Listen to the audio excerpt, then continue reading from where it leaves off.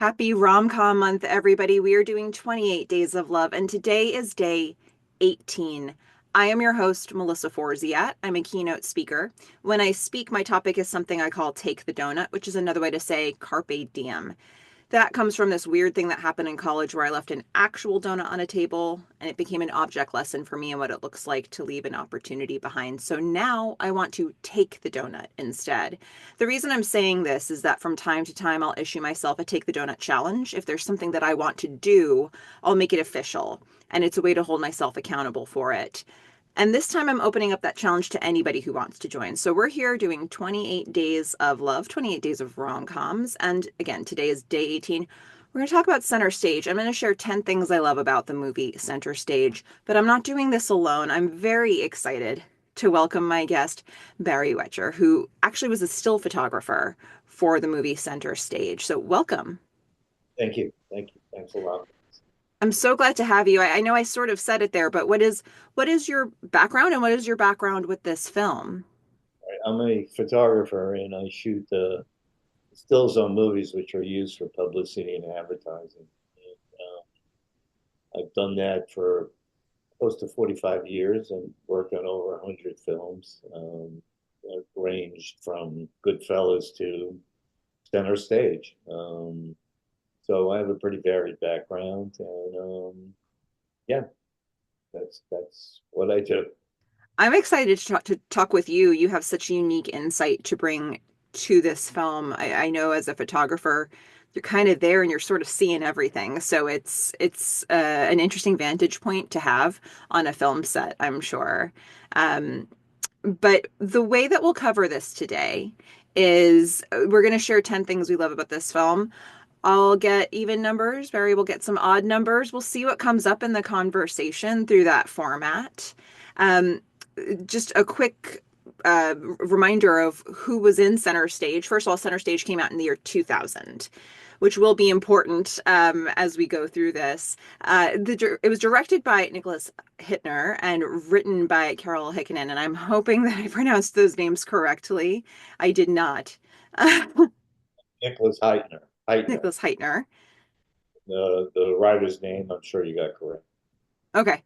Well, hopefully I can be corrected in the comments for those who know that one. It stars Amanda Schull as Jody, Ethan Stiefel as Cooper, Sascha Radetsky as Charlie, Zoe Saldana as Eva, Susan May Pratt as Maureen, Ilya Kulik as Sergey, Peter Gallagher as Jonathan. Actually, a pretty stacked cast when you look at the world of ballet and then you look at the world of acting. There's a really interesting mix of the people in this film. And this sort of brings me to my number 10 on my list, which is the fact that this movie allowed for great dancing to be put on screen in a way that would be very accessible to people. This was pre So You Think You Can Dance. This was pre Dancing with the Stars. I believe both of those shows actually started in 2005.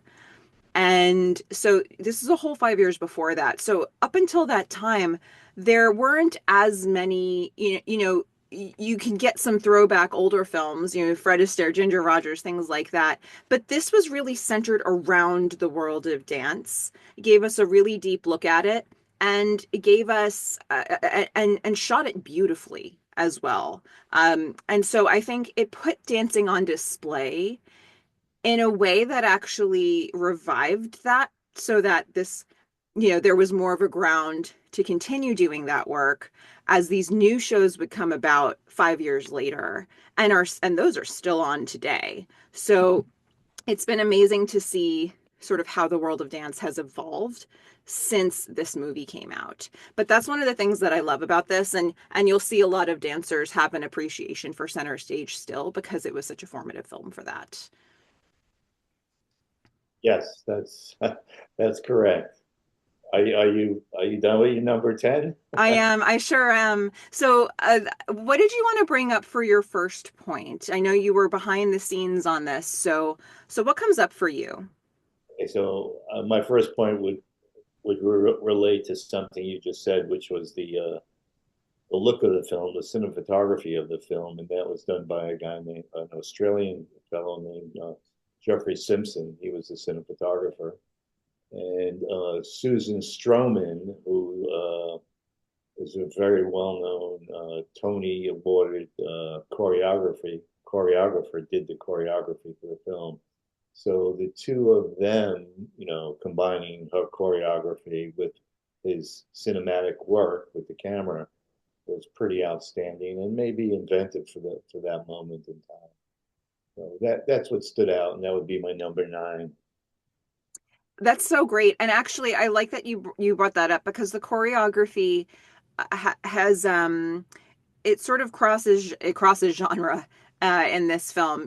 Like I think a lot of times people will think ballet is just ballet, but we see the dancers in this film cross, when we see Cooper's dance at the end, there's a lot of different styles mixed into this. We get a bunch of jazz, we get some salsa in this movie. There's actually quite a bit, it branches out quite a bit, even within the context of being on a stage where a ballet performance is meant to be happening. And so I think it does require a special kind of choreographer at that time to be able to do that. We didn't see as much crossover between dance styles back then. Um, and in fact, it's some of these shows that have become more mainstream that have tested people to go outside of their style that have made that more common. So it is interesting to see that a choreographer was able to sort of take the charge of dipping into all of those different worlds and aesthetics for a dance movie. Yeah. So that'll bring me to my number eight. Um, and I guess this is specific to the fact that I was a gymnast when I was younger. I do dance now, and uh, there's certainly a lot about this film that resonates for me, that looks very familiar to the world that I grew up in. Something that came to mind for me is anytime you've got, sports or dance or people doing athletic pursuits, or probably any pursuits they're doing really seriously, you get this real spectrum of somebody has talent, somebody who does hard work, but those things aren't necessarily all in the same person. Um, Somebody loves what they're doing, somebody wants to quit what they're doing, and that doesn't necessarily have anything to do with the grand picture of how they'll feel about what they're doing long term. When I think about, when I was younger and I was a gymnast, I think about, some of the most talented people weren't necessarily the most hardworking people. Some of the hardest working people just wanted anything to get a fraction of what the most talented people had. And somehow they just didn't have that capacity. The people that I knew who most wanted to quit or actually did quit were the ones who continued the sport after the longest. It's so interesting to see people's personal journeys reflected when they do an activity seriously. And this movie captured that really well for me. We've got all of these individuals who have really different journeys and stories with their participation in ballet. And I think particularly we were seeing that through Jodie and Eva and Maureen, because they have three very different experiences that they're having, and success looks different for each of them in this film. And I liked being able to see that in a way that felt realistic. So I'm gonna put that one out there as it tapped into something that felt like it was very truthful to me. All right, so my next number would be that I was, as time went on, I mean, the movie's 25 years old, but as time went on, um, the film itself wasn't a huge financial success for, I can't remember who released it. It might have been Fox. I don't remember which studio released it. But as time went on, um, if I would say to someone, and usually if it was a woman for sure, I worked on center stage, and the reaction would be, "You worked on center stage." I mean, I was amazed at how that movie touched so many women or girls, um, which pertains to exactly what you were saying. And that, to me, that was fascinating because, I work in a world where films mostly are gauged by their financial or critical success. But that film, although it was not a financial success, obviously was seen, whether it was actually in the theater or on video or whatever. It was actually seen by many people. So that was an eye opener for me. That's so interesting. Yeah, I mean, I can tell you, on a gymnastics team, this is a movie that we watched together. This is a movie that we talked about together as a group. We loved it, but we also learned some things from it, and it helped some conversations happen that probably needed to happen. So it's interesting that you've been on the receiving end of this for your career, where you've been hearing people talk about it. Um, and hopefully that comes across in positive ways for you.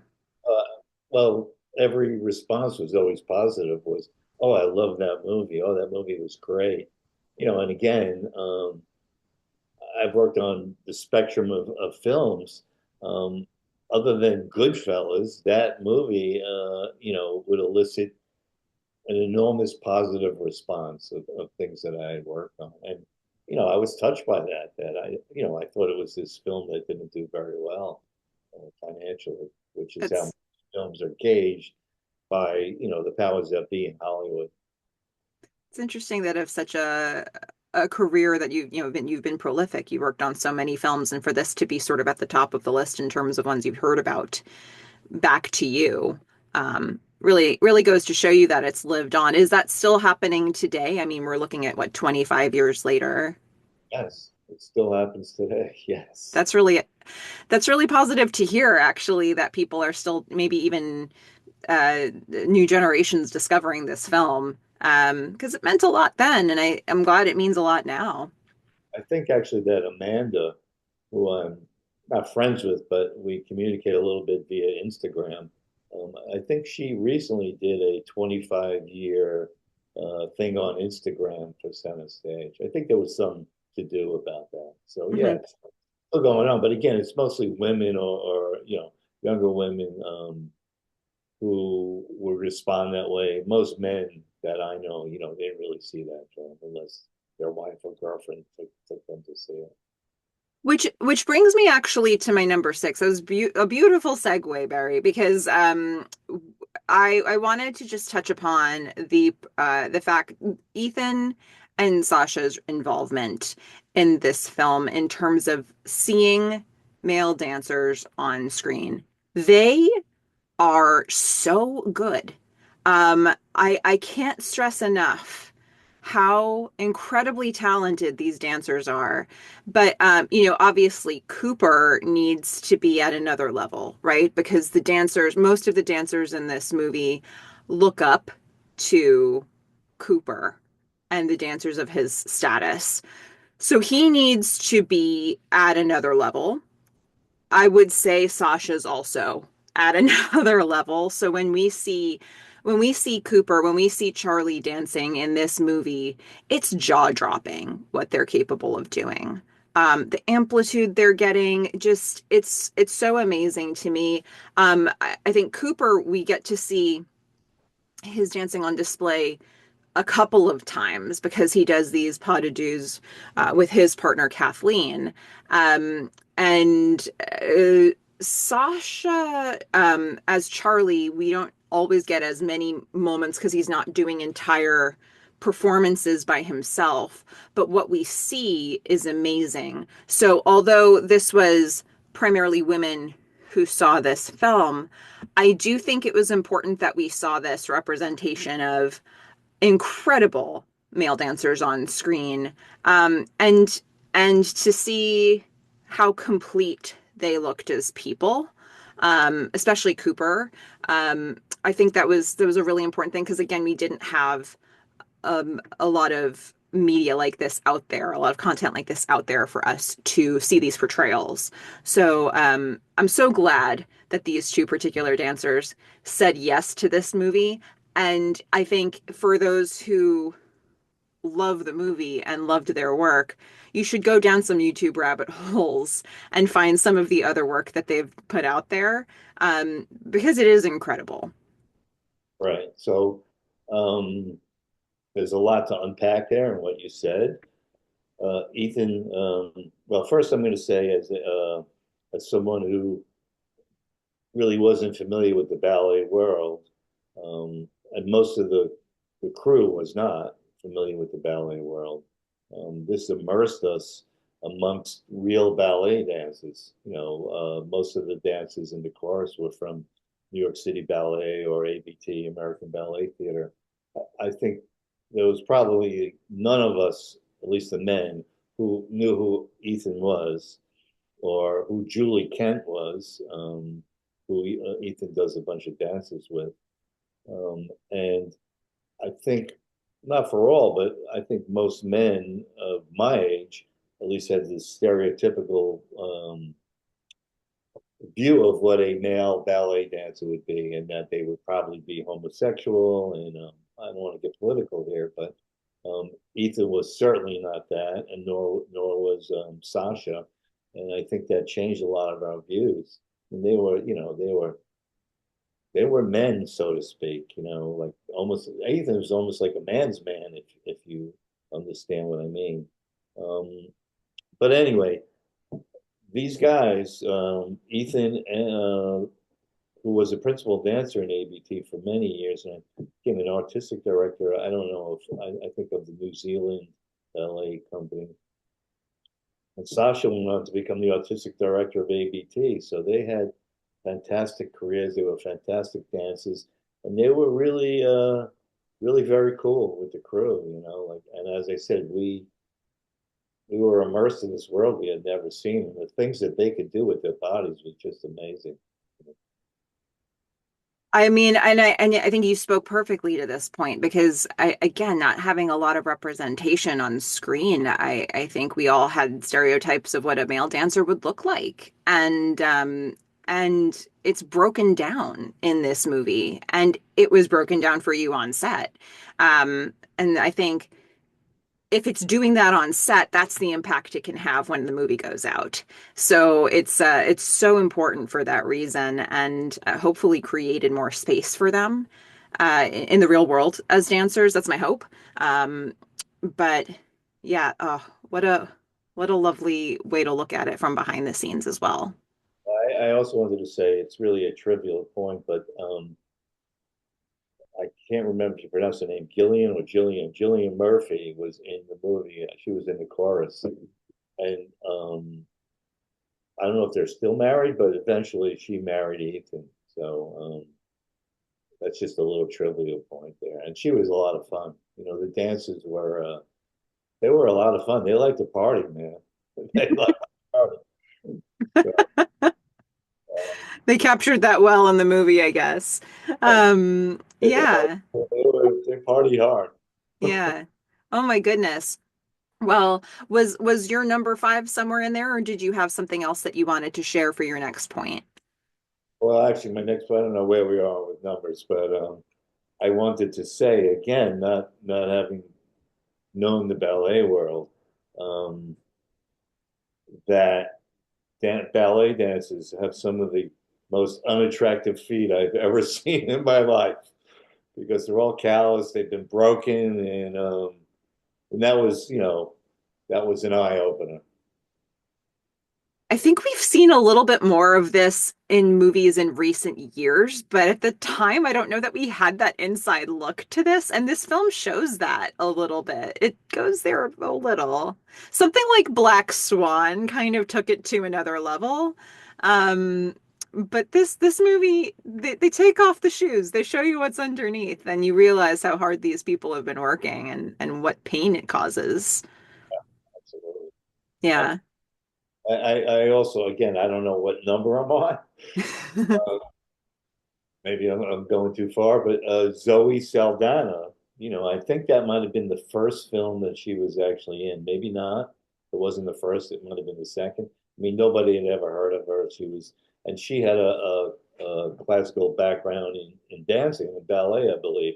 And she did a lot of the numbers, not all, but she did a lot of the numbers. So um, I don't know if people recognize her for doing that. She was just in this movie. Amelia Perez. I don't know if you Mhm. saw it. She shows off her skills as a dancer and a singer. In that movie. It's been amazing to, especially for people who were fans of this movie back when it came out. It's been fun to see what's happened for both Zoe and also for Amanda Schull, in different way. I mean, Zoe's filmography at this point. I mean, if you could write a dream of what movies you'd be in and how they would perform in the box office, that her career is it. But you know, Amanda Schull as well. I mean, I think if you watch this and you watch something like Suits, um, you see the incredible growth she's had in her career, and to see it sort of beginning at an early stage in this movie, it becomes you almost feel proud of them, not knowing them. I can only imagine for you who worked with them, what it's like to see where these people have gone. I think I'm not sure, but I think Amanda was maybe 17, 18, no older than 19 when she made this movie. For some reason, I'm thinking she was still in high school, but maybe not. I don't really remember. But yes, her growth, her creative growth has been pretty enormous. As is Zoe's, obviously. You know, That's a really good point because I think a lot of times when you see TV shows and movies where you see teenagers, a lot of times you've got 20-year-olds, you've got people playing down in age. But when you have a movie this strenuously focused on dance, it probably begs for a younger cast. Um, so that, we have a chance to see that kind of growth. They all look so young to me in this movie, now that I'm watching it back. Um, well, okay, that'll bring me to my number four. I wanted to mention the final number, which, again, even if you watch dancing shows now, you don't, you see, they do a little clip of a song, they're dancing for a minute, and that's all you're getting. This is a proper final number. There are, clearly they're doing costume changes, they're changing what's on stage. They're giving us an entire story. Actually, in both Jonathan's dance and Cooper's dance, we're seeing very different dances at the end. But of course, the one that Jodie is in is the main focus, and they basically retell the story of the movie in the final dance, and it is just incredible to watch that happen on a screen. At the time, if you wanted to see something like that, you're buying a ticket, you're going to the theater, and that's not always accessible for everybody. So this brought it to your home. This brought it to a theater, a movie theater that you could go to that perhaps would be a more affordable way for people to have this experience if they needed that. Um, and the production value of it was just incredible. So, and a lot of work for a choreographer to do in this movie. So I wanted to highlight that because, I mean, it's you still see probably your still images of that final number, especially the part where she starts out, or once she's down to like the red at the end. We see this a lot when the movie is referenced. So your work is continuing to be put out there. thank you. Yeah, again, because not very few of us were exposed to the ballet world. Being forget about me photographing, whatever I was photographing, just being there 5 feet, 6 feet, 10 feet away from, these incredible performances is really, really special. It's something that I take away from working on films, and this film in particular, because again, it's one of all the films I've done. This film put me into a world I never knew about, and it was fascinating. It really was quite fascinating. So, I'm curious, I don't know if you remember a detail like this, but when you were working on this movie and they did this final number that Jodie is in, did they shoot that in how many days? Do you know if that was shot in one day? It's probably shot in multiple days, right? sure that was shot in. I don't remember. It's 25 years ago. Generally, back then, a movie of this budget would be maybe 10 to 12 weeks of filming. So I don't remember. We certainly didn't do it in one day. Yeah, because there's so many different setups it looks like, and they've got different lighting for at the part where they bring the bed on stage, it just looks different. Um, It's Is got that, to be challenging because movies, you do multiple takes, but dancers have limits to what their bodies can do. So, I do, the rubber probably meets the road at some point there. is that actually a photograph that I took? That was I don't know if it was ever used for publicity, but I used this special camera called the Ylux, which is like a panoramic camera, and it's the scene in the dance where Ethan's on his motorcycle, and he comes in, and I shot the scene from the back, from behind the dancers, which is a perspective that nobody really ever sees. So for me, that was really a pretty special photograph. Yeah, where are we at? That I wonder if that inspired others later because I think now we see in films you'll sometimes see people get that angle like of singers or when people are on stage it's become more popularized for people to go around the back and get the viewpoint that like a backup dancer or backup singer would have had and so you were doing this in 2000.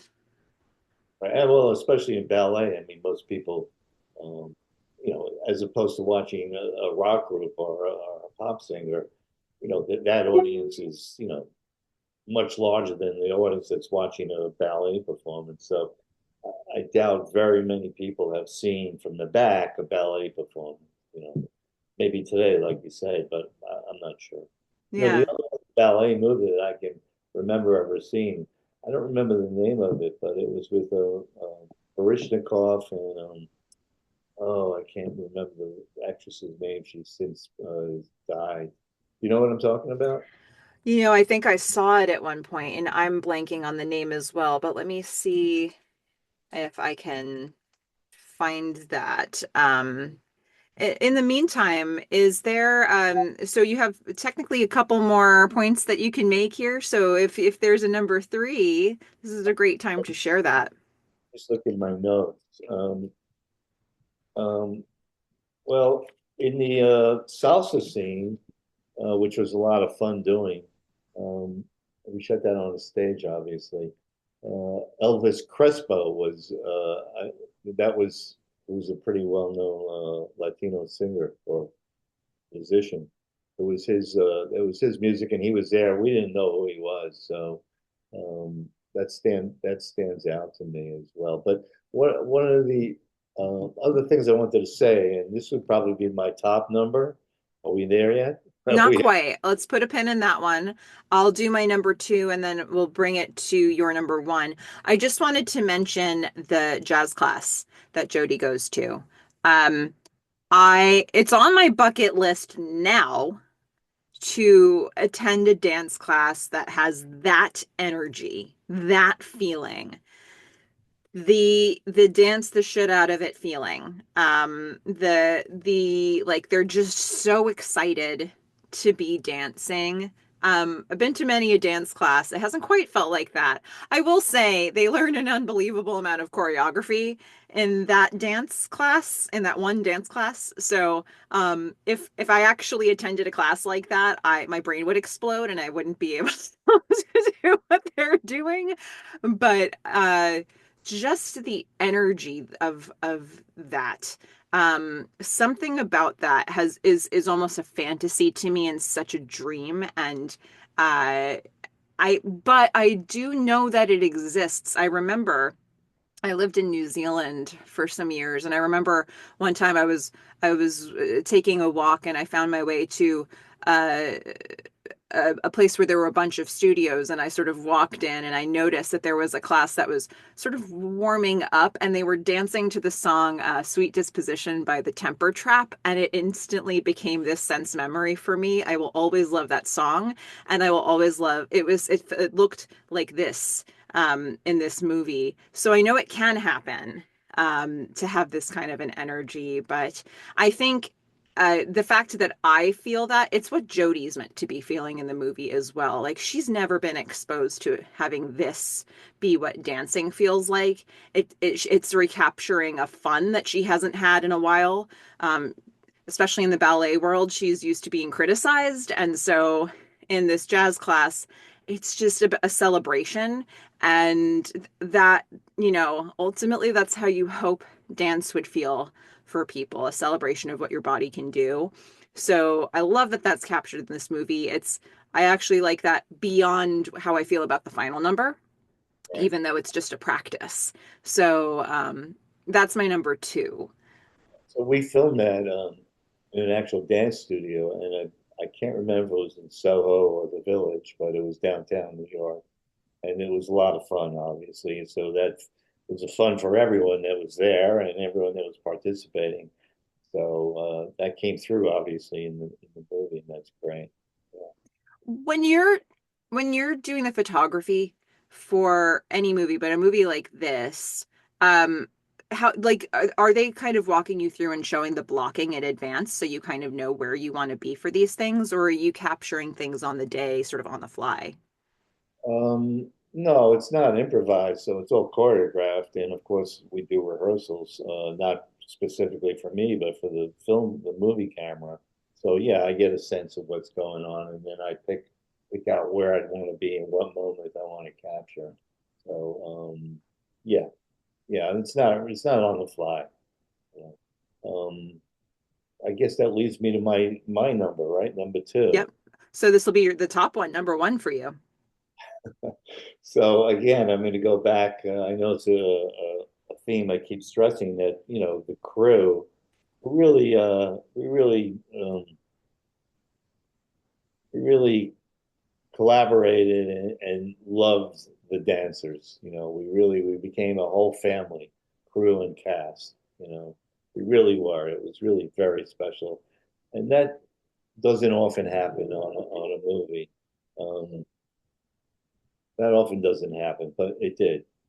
And the crew was so enthralled with all of this that we started to do photographs of every crew member wearing a tutu, men and women, right? In different locations and different poses, and everyone got in on it. And we compiled this, the script supervisor made this book.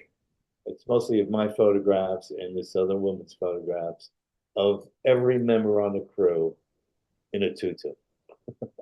And to this day, I have that book. It's very special. So that just this just lends itself to how we became one big family.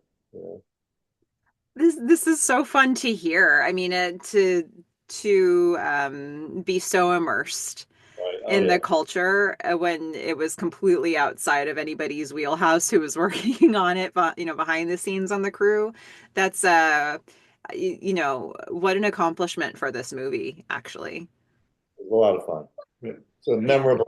memorable experience for me. And after you said you've done 100 films? Well over 100. Well, and to be able to point out this movie as one of the few that, or the rare case where the crew really does feel like this, like a family, is Well, saying something. in terms of us bonding with the actors, that doesn't often happen. It happens, but not often. And this was just one big happy family crew and cast. And like I said, it was a lot of fun. It Hmm. really was. Well, I mean, so this was our top 10 list, folks. This is the things that we love about this movie. And the question is, if you're watching this, what do you love about this film? This is a great chance for you to add your favorite things about the movie center stage. It could be things that we talked about or things that we haven't. But this is a chance to jump in with things that you love about this film as well. Before we close out, Barry, is there anything that you wanted to plug or anything that you wanted to mention that's coming up? I know it's been a very strange time in the film industry for the past several years. So, anything that you want to share? I really have nothing to plug. I'm not that kind of person. You know, all I can say is everybody should stay healthy and happy. I mean, that's as good a thing to plug as any, really. That's that is the thing of all things. Well, for those of you who are interested in further rom-com month coverage, I can tell you that the next film on my list, it's going to be day 19, and we're going to watch Under the Tuscan Sun. from 2003, just a few years after this one. This is with Diane Lane and Sandra Oh and Raoul Bova. If you want to travel to Italy, but you're not actually traveling to Italy, this is the movie that you want to see. That's the beautiful thing about these movies. They take us into these worlds that we wouldn't have been in otherwise. Center Stage did that with ballet, and Under the Tuscan Sun is going to make us travel to Europe. So I'm looking forward to covering that one, and I hope you'll all join me for that. Barry, thank you so much for joining me. And stay on here just a moment when I say goodbye to everybody else. But for those who are watching, happy Rom-Com Month. Get love, get donuts. Bye.